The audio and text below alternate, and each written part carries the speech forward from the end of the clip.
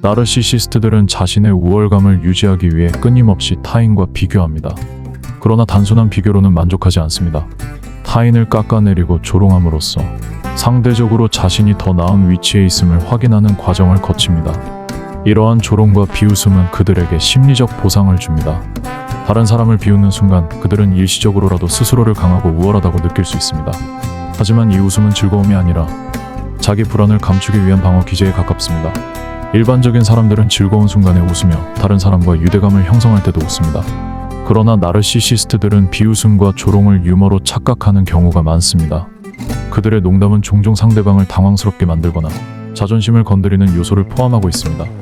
그들은 이러한 유머를 재미라고 포장하지만 사실상 상대방을 깎아내리려는 의도가 깔려 있습니다. 진정한 유머가 아니라 자신의 우월감을 확인하기 위한 도구에 불과한 것입니다.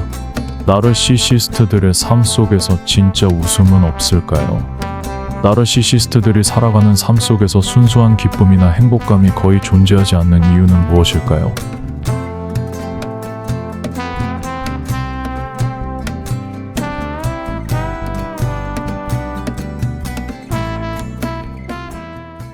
그것은 바로 그들이 감정을 억제하고 가면을 쓴 삶을 살기 때문입니다. 나르시시스트들은 겉으로는 자신감 넘치고 매력적인 모습을 보일 수도 있지만 내면은 깊은 불안과 공허함으로 가득 차 있습니다. 어린 시절부터 감정을 솔직하게 표현하는 것이 아니라 자신을 보호하기 위해 가면을 쓰고 살아왔기 때문에 진정한 기쁨을 느끼는 법을 모릅니다. 이들에게 기쁨이란 타인의 인정에서 오며 순수한 감정이 아니라 승리와 통제의 감각에서 비롯됩니다. 일반적인 사람들은 친구와 함께하거나 가족과 시간을 보낼 때 행복을 느낍니다. 그러나 나르시시스트들은 타인의 감정을 도구로 사용하여 자신이 우월하다는 감각을 느낄 때만 만족감을 경험합니다. 즉, 그들의 즐거움은 상대방이 자신의 영향력 아래 놓일 때 발생하며 이는 일반적인 행복과는 다른 왜곡된 감정입니다. 순수한 웃음이 아니라 상대방을 조종하거나 자신의 힘을 확인했을 때의 쾌감에 가깝습니다. 나르시시스트들의 즐거움은 일반적인 사람들과 다릅니다. 그들은 타인과 함께하는 순간적인 행복을 느끼기보다 승리감, 통제감, 그리고 우월감을 즐거움으로 착각하는 경향이 있습니다. 타인을 조종할 때 상대방이 자신의 말에 따르거나 자신이 원하는 반응을 보일 때 그들은 일시적인 만족감을 느낍니다. 하지만 이는 본질적인 기쁨이 아니라 권력감에서 오는 쾌감입니다. 경쟁에서 승리했을 때 단순한 우정이나 협력보다는 경쟁에서 상대를 이겼을 때 가장 큰 희열을 느낍니다. 그들은 타인을 밟고 올라서는 순간을 성취로 인식하며 그것을 통해 자기 가치를 확인합니다. 다른 사람을 조롱할 때, 누군가 실수했을 때, 혹은 자신의 권위에 도전한 사람이 실패했을 때 조롱하며 만족감을 느낍니다. 이러한 비웃음은 그들에게 승리의 한 형태로 작용합니다. 외부적 인정과 찬사를 받을 때 나르시시스트들은 자신의 가치가 외부의 인정에 달려있다고 믿기 때문에 사람들에게 찬사를 받을 때 순간적인 기쁨을 느낍니다. 하지만 이 기쁨은 지속되지 않으며 더 큰 찬사를 갈구하는 악순환에 빠집니다. 겉으로는 활기차고 유머러스해 보일 수도 있지만 깊이 들여다보면 그들의 웃음 뒤에는 공허함과 불안이 자리 잡고 있습니다. 나르시시스트들은 본인의 내면을 들여다보는 것을 두려워하며 감정적으로 고립되어 있는 경우가 많습니다. 타인에게 인정받지 못하면 공허감을 느낌, 감정을 솔직하게 표현하는 것에 서툰, 순간적인 우월감으로 자신의 불안을 가림. 이렇듯 나르시시스트들은 진정한 기쁨을 느끼기보다는 타인을 이용해 자신을 강화하는 방식으로 삶을 살아갑니다. 이번에는 나르시시스트의 웃음 유형에 대해서 알아보겠습니다. 나르시시스트의 웃음은 일반적인 사람들의 웃음과 다릅니다. 단순한 기쁨의 표현이 아니라 심리적 조작과 권력 과시의 도구가 되는 경우가 많습니다. 비웃음, 가장 대표적인 나르시시스트의 웃음 유형입니다. 상대방을 깎아내리고 조롱할 때 사용됩니다. 너 지금 진지하게 그 말 하는 거야? 목적은 상대방을 낮추고 자신의 우월감을 확인하기 위함입니다. 두 번째 가짜 웃음, 사회적 상황에서 필요에 의해 하는 웃음. 공감 능력이 부족한 나르시시스트가 분위기를 맞추기 위해 억지로 웃는 경우가 많습니다. 보통 눈이 웃지 않고 억지스러운 느낌이 강합니다. 사회적으로 정상적으로 보이기 위해 웃습니다. 세 번째, 우월한 웃음입니다. 한쪽 입꼬리만 올라가는 비꼬는 미소가 특징입니다. 누군가를 아래로 내려다보거나 자신이 상대보다 더 우월하다고 느낄 때 나오는 웃음이죠. 상대가 실수했을 때 푹 하며 비웃습니다. 상대방을 무시하고 자신이 우월하다는 것을 과시합니다. 신경질적인 웃음도 있는데요. 본인이 불리한 상황이 되었을 때 나오는 웃음입니다. 자신의 감정을 감추거나 불안함을 숨기기 위한 방어 기제이죠. 누군가 나르시시스트의 잘못을 지적했을 때 하하, 그게 말이 돼 하며 어색하게 웃습니다. 불리한 상황에서 자신의 감정을 숨기기 위함이라고 볼 수 있습니다. 굉장히 간사한 모습이죠. 직장에서 많이 발생하는 조종하는 웃음도 있는데요. 상대방을 설득하거나 속이기 위해 사용하는 웃음입니다. 친절한 미소와 함께 사용되며 상대방이 경계를 풀도록 만들고 이후 자신의 목적을 달성하기 위해 활용됨. 와, 너 정말 대단하다. 상대방을 속이고 원하는 방향으로 유도하기 위함이 깔려 있습니다.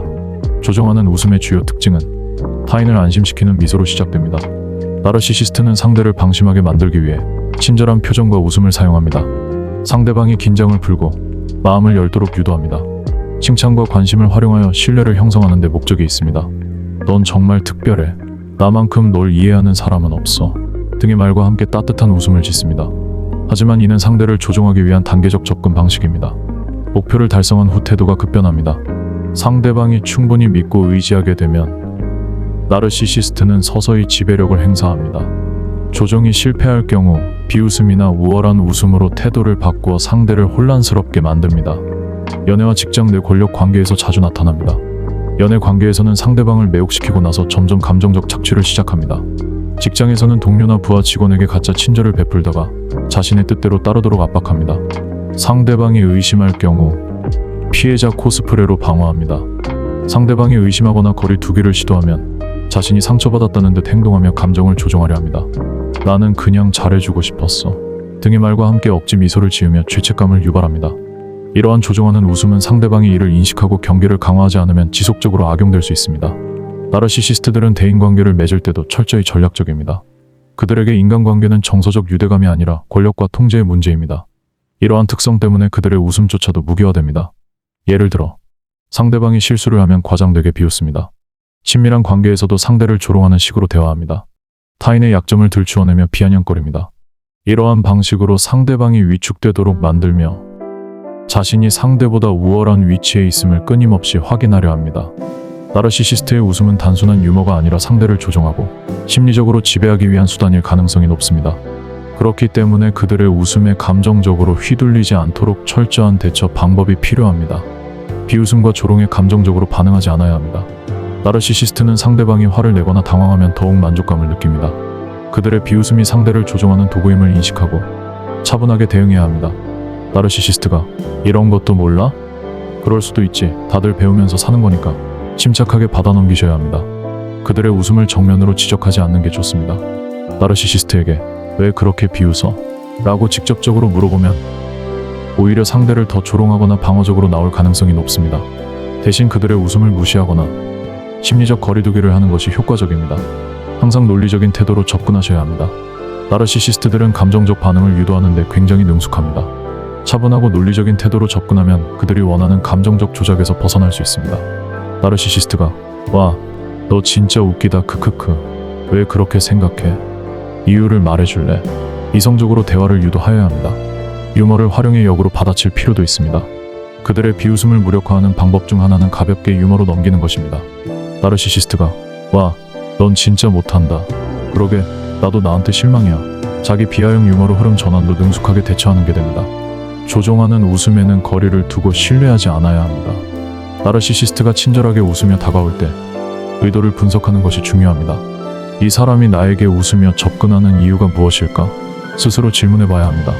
만약 상대가 평소에는 비웃거나 조롱하는 태도를 보이다가 갑자기 친절하게 다가온다면 경계해야 합니다. 지속적으로 나르시시스트와 관계를 맺어야 한다면 회색 바위 기법 그레이락 활용하는 게 좋습니다. 회색 바위 기법이란 나르시시스트에게 감정적으로 휘둘리지 않도록 최대한 감정 표현을 자제하는 방식입니다. 추후의 영상으로 다룰 예정입니다. 나르시시스트는 감정적으로 반응하는 상대를 좋아하지만 무미건조한 태도를 보이면 흥미를 잃습니다. 지속적으로 비웃음을 당하거나 조롱을 당할 경우 관계를 재평가해야 합니다. 나르시시스트는 변하지 않는 경우가 많습니다. 만약 지속적으로 그들의 웃음이 당신을 불편하게 만든다면 해당 관계를 지속할 필요가 있는지 다시 생각해 봐야 합니다. 직장이나 가족처럼 완전히 끊을 수 없는 관계라면 거리를 두고 상대의 영향을 최소화하는 전략이 필요합니다.